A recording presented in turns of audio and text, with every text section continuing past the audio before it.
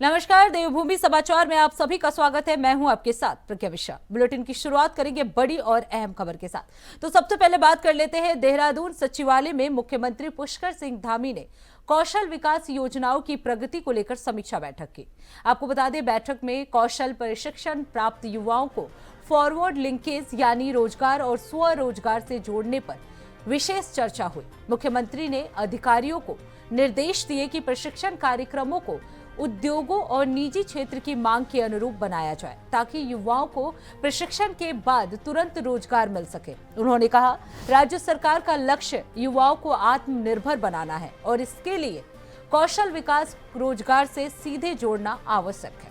मुख्यमंत्री ने placement, apprenticeship और स्टार्टअप अवसर बढ़ाने पर भी जोर दिया है।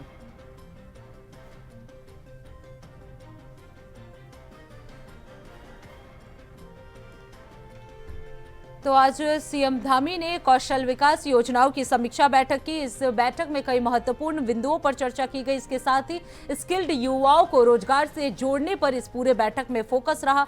फॉरवर्ड लिंकेज मजबूत करने के लिए सीएम धामी ने कई दिशा निर्देश भी दिए। इसके साथ ही इस बैठक को लेकर युवाओं में भी काफी कुछ अपेक्षाएं हैं। स्किल्ड युवाओं को रोजगार से जोड़ने का पूरा प्रयास किया गया। पूरा फोकस जो है स्किल्ड रोजगार को लेकर था। अब रुक कर लेते हैं अगली खबर की। उत्तराखंड की विश्व प्रसिद्ध चारधाम यात्रा को सुरक्षित और सुव्यवस्थित बनाने के लिए धामी सरकार लगातार अहम फैसले ले रही है। यात्रा की तैयारियों को लेकर न सिर्फ व्यवस्थाएं मजबूत की जा रही हैं, बल्कि अधिकारियों की जिम्मेदारियां भी स्पष्ट रूप से तय की जा रही हैं। आपको बता दें, मुख्यमंत्री पुष्कर सिंह धामी ने इसे लेकर कहा कि चारधाम यात्रा में हर साल श्रद्धालुओं की संख्या लगातार बढ़ रही है। ऐसे अवसर में सरकार की जिम्मेदारी और बढ़ जाती। उन्होंने कहा कि यात्रा को सुरक्षित, सुगम और सुव्यवस्थित बनाने के लिए सरकार लगातार प्रयास कर रही है और नए नए नवाचार किए जा रहे हैं ताकि श्रद्धालुओं को बेहतर सुविधाएं मिल सके, यात्रा का अनुभव भी और भी सुगम हो सके। तो फिलहाल रुकते एक छोटे से ब्रेक के लिए। ब्रेक के बाद जल्द लौटेंगे। देखते रहिए इंडिया वॉइस। तो ब्रेक के बाद एक बार फिर आप सभी का स्वागत है। रुक कर लेते हैं खबरों की ओर। देहरादून में मुख्यमंत्री पुष्कर सिंह धामी ने राजकीय दून मेडिकल कॉलेज अस्पताल का दौरा कर क्वानू मेनस मोटर मार्ग पर हिमाचल परिवहन निगम की बस दुर्घटना में घायल हुए यात्रियों का हालचाल जाना। मुख्यमंत्री ने दुर्घटना में दिवंगत लोगों के प्रति अपनी गहरी संवेदना व्यक्त की और ईश्वर से उनकी आत्मा के शांति की प्रार्थना की। उन्होंने घायलों से व्यक्तिगत रूप से मुलाकात कर उनका कुशल क्षेम जाना और चिकित्सकों से उपचार करने की स्थिति की जानकारी ली। मुख्यमंत्री ने चिकित्सीय टीम को निर्देश दिए कि सभी घायलों को सर्वोत्तम और त्वरित उपचार उपलब्ध कराया जाए। उन्होंने घायलों के परिजनों से भी बात की और भरोसा दिलाया कि राज्य सरकार उपचार में किसी भी प्रकार की कोई कमी नहीं आने दे। तो आपको बता दें, दून अस्पताल पहुंचे हैं मुख्यमंत्री धामी। क्वानू मेनस बस हादसे के घायलों का उन्होंने हालचाल जाना। इसके साथ ही डॉक्टरों को कई दिशा निर्देश दिए। अब रुक कर लेते हैं अगली खबर की। नेशनल हाईवे पर अवैध तरीके से विज्ञापन लगाने वालों के खिलाफ अब सख्ती शुरू हो गई है। आपको बता दें, NHAI ने हाईवे की दीवारों, पिलरों और फ्लाईओवर पर बिना अनुमति पोस्टर, बैनर और लिखावट से प्रचार करने के मामले में कनखल थाने में 9 लोगों के खिलाफ FIR दर्ज कर दी है। ये कार्रवाई जिलाधिकारी मयूर दीक्षित के निर्देश पर सार्वजनिक संपत्ति को नुकसान पहुंचाने के आरोप में की गई है। प्रशासन का कहना है कि ये बार बार चेतावनी के बावजूद संबंधित फॉर्मों में प्रचार बंद नहीं किया गया। FIR के बाद कुल विज्ञापन हटाए जाने शुरू कर दिए गए हैं। वहीं दोष सिद्ध होने पर 1 साल की सजा और जुर्माने का भी प्रावधान रखा गया है। तो हाईवे पर विज्ञापन चिपकाने वालों के खिलाफ ये बड़ी कार्रवाई जो है जिलाधिकारी की तरफ से की गई है। नेशनल हाईवे पर अवैध विज्ञापन जो है वो नहीं चिपकाए जाएंगे। इसके लिए 9 लोगों के खिलाफ FIR दर्ज की गई है। जिला हरिद्वार में जिलाधिकारी महोदय के डायरेक्शंस में जो सफाई अभियान चलाया जा रहा है, उसी के क्रम में जो हमारी पब्लिक प्रॉपर्टीज हैं, सड़कें हैं या फिर पुल है, इन सब पे कुछ लोगों के द्वारा अपना एडवर्टाइजमेंट किया जाता है और पब्लिक प्रॉपर्टी का विरूपण किया जाता है। तो इसके तहत जो NH पे इस तरह की राइटिंग, वॉल राइटिंग करके विरूपण किया गया था, उसके संबंध में NHAA के द्वारा थाना कनखल में एक FIR दर्ज करवाई गई है, जिसमें 9 लोगों के अगेंस्ट उन्होंने शिकायत दी है और उनके अगेंस्ट मुकदमा दर्ज हो गया है और ये पब्लिक प्रॉपर्टी डिफेसमेंट एक्ट के तहत किया गया है। अब रुक कर लेते हैं अगली खबर की। रुड़की के पिरान कलियर क्षेत्र से दहेज उत्पीड़न और मारपीट का गंभीर मामला सामने आया है। आपको बता दें, पीड़ित महिला ने पुलिस को तहरीर में बताया कि उसकी शादी करीब 8 साल पहले थाना भगवानपुर क्षेत्र के किशनपुर गांव निवासी युवक से हुई थी। शादी के समय हैसियत के अनुसार दहेज देने के बावजूद पति ने दहेज कम लाने के ताने देकर गाली गलौज और मारपीट शुरू कर दी। करीब 4 साल पहले उसने अपने गहने बेचकर और नगद रकम जुटाकर पति को कार दिलाई थी, लेकिन 1 साल पहले पति उसे छोड़कर चला गया और बाद में दूसरी शादी कर ली है। हाल ही में कार लेने के दौरान पति और उसके साथ आए लोगों ने उसके साथ मारपीट की। पुलिस मामले की जांच पड़ताल कर रही है।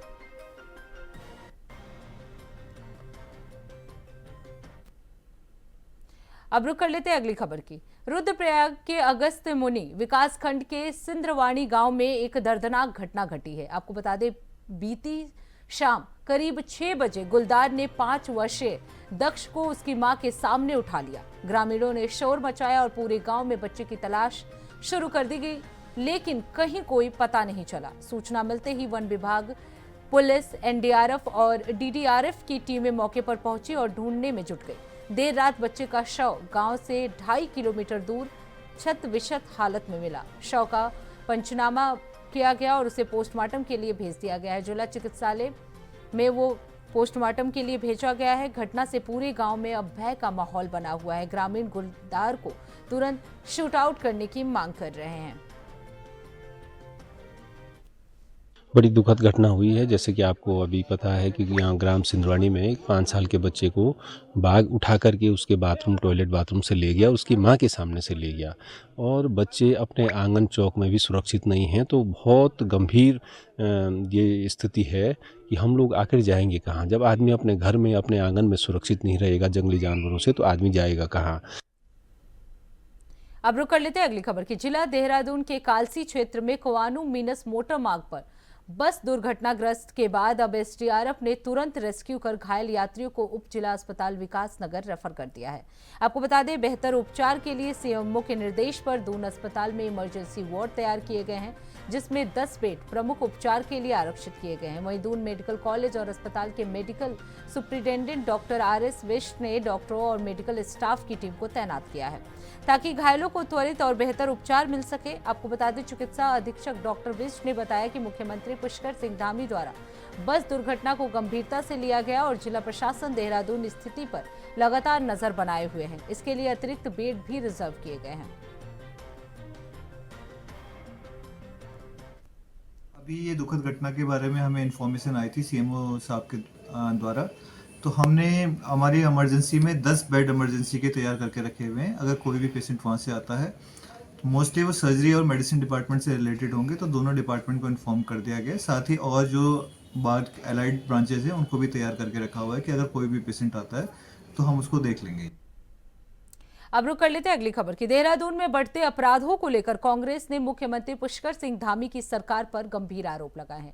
प्रदेश महामंत्री राजेंद्र शाह ने कहा कि बीजेपी सरकार पुलिस अधिकारियों के साथ केवल बैठकें कर रही है, लेकिन इन बैठकों का कोई ठोस परिणाम जमीन पर नहीं दिख रहा है। उन्होंने एम्स की युवती की हत्या, विकासनगर और देहरादून में लगातार हो रही हत्याओं का उदाहरण देते हुए कहा कि ये पुलिस की निष्क्रियता को दर्शाता है। शाह ने आरोप लगाया कि पुलिस घटनाओं के बाद सक्रिय होती है, पहले नहीं थी।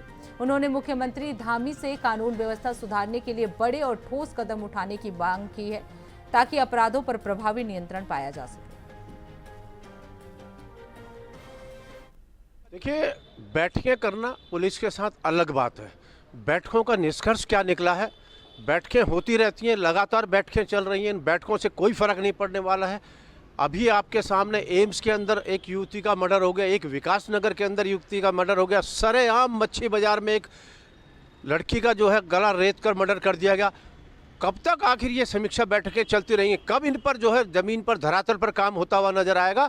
मैं ये कहना चाहता हूँ, देखिए, इस समय बेखौफ होकर तमाम अपराधी घूम रहे हैं और पुलिस पूरे मूक दर्शक होकर देख रही है, और जब घटनाएं घट जाती है, क्यों नहीं उससे पहले आपने जाके, जब उस लड़की ने उनको कहा था कि ये मेरे को मार सकता है, मेरी जान को खतरा है, क्यों नहीं उसको अरेस्ट किया तुमने?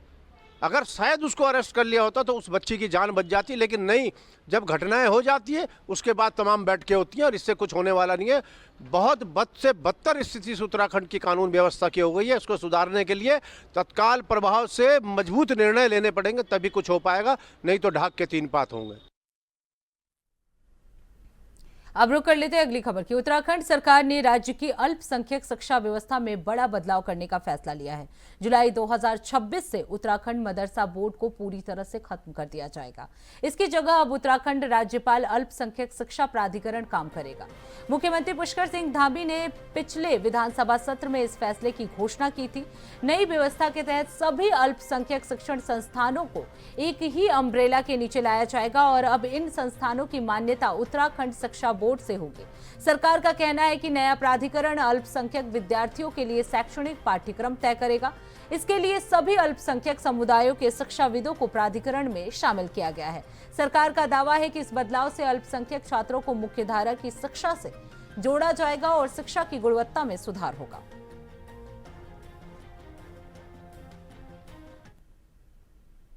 अब रुक कर लेते हैं अगली खबर की। हरिद्वार के विकास भवन में रोशनाबाद में संपूर्णता अभियान 2.0 का भव्य शुभारंभ किया गया। कार्यक्रम का उद्घाटन रानीपुर विधायक आदेश चौहान, शिवालिक नगर पालिका अध्यक्ष राजीव शर्मा और मुख्य विकास अधिकारी डॉक्टर ललित नारायण मिश्र ने दीप प्रज्वलित कर किया। उन्होंने ये अभियान 28 जनवरी से आपको बता दें, ये अभियान 28 जनवरी से शुरू होकर 14 अप्रैल 2026 तक चलेगा, जिसका उद्देश्य आकांक्षी जिलों और ब्लॉकों में स्वास्थ्य, शिक्षा, पोषण और स्वच्छता से जुड़े प्रमुख संकेतकों को 100% संतृप्त करना है। हरिद्वार और बहादराबाद ब्लॉकों में आंगनवाड़ी केंद्रों, पोषण, पेयजल, शौचालयों और बालिका शौचालय पर ध्यान केंद्रित किया जाएगा। विधायक आदेश चौहान ने इसे प्रधानमंत्री मोदी के 2047 तक विकसित भारत के संकल्प की दिशा में अहम कदम बताया है। वहीं सीडीओ डॉक्टर मिश्र ने सभी विभागों को तय लक्ष्यों को समय पर पूरा करने के निर्देश भी दिए हैं।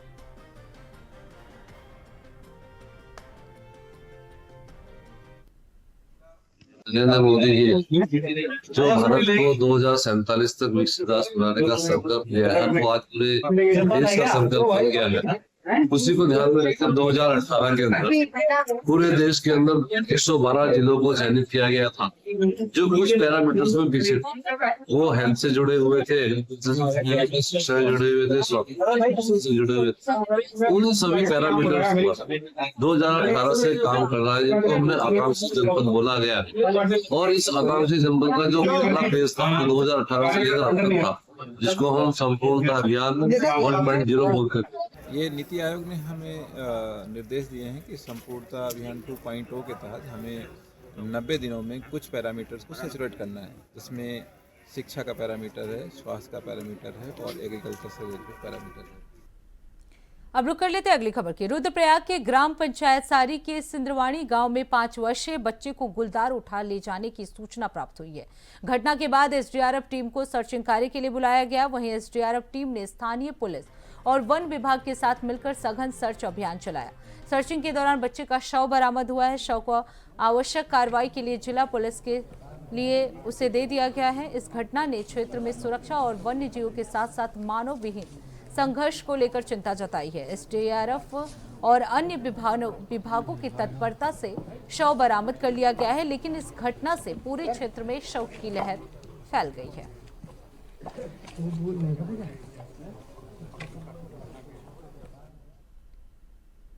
अब रुक कर लेते हैं अगली खबर की। इस्लाम धर्म में शब बारात को माफी और रहमत की रात कहा जाता है। बहादराबाद जामा मस्जिद के मुफ्ती मोहम्मद शाहरुख मिसबाही के अनुसार ये रात अल्लाह की बरकत, रहमत और गुनाहों से माफ़ी के लिए महत्वपूर्ण मानी जाती है। शब बारात इस्लामिक कैलेंडर के शाबान महीने की 14वीं और 15वीं तारीख की दरमियान रात को मनाई जाती है।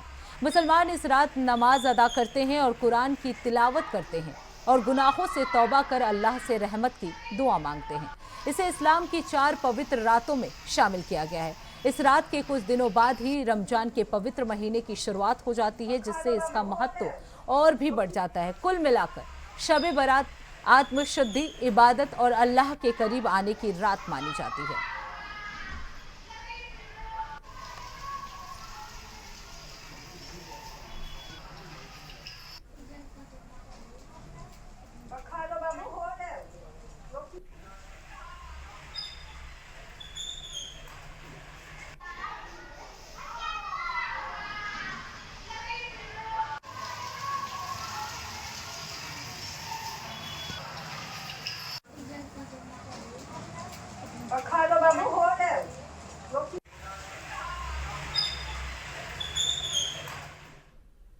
तो इसी के साथ देवभूमि समाचार में बस इतना ही। देश दुनिया की तमाम बड़ी खबरों के लिए देखते रहिए इंडिया वॉइस। तब तक के लिए नमस्कार।